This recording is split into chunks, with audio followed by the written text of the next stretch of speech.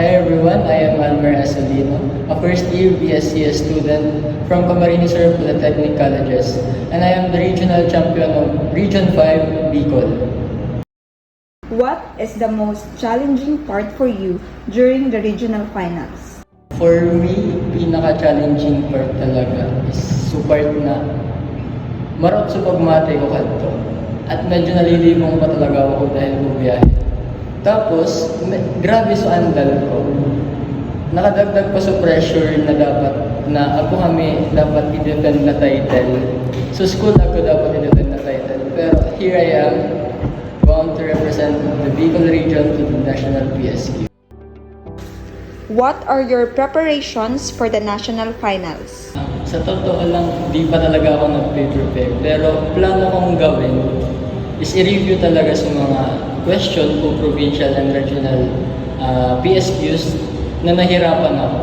And then practice solving them also. And plano ko rin na i-master yung calculator ko.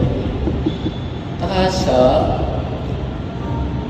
gusto ko mag-improve time para mag-solve ako sa problem.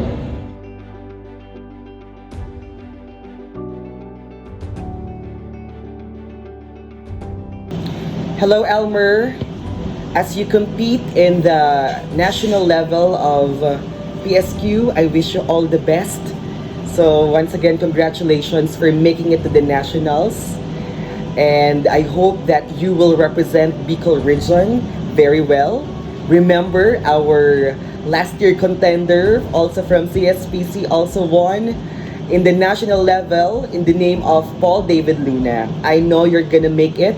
The entire CSPC is with you in your journey. I wish you all the best. I hope you bring home the bacon. Thank you very much and good luck to you.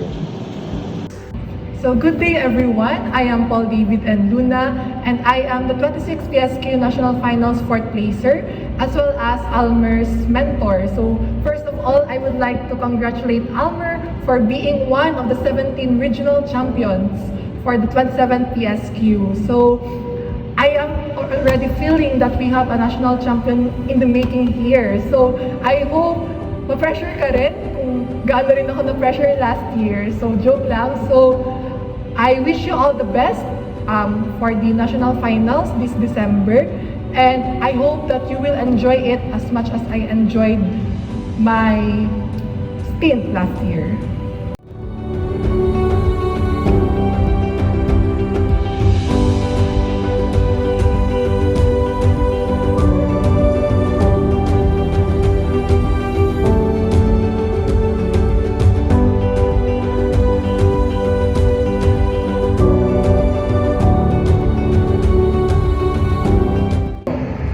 I am Almer Ulino, representing Bicol region, ready for the national finals.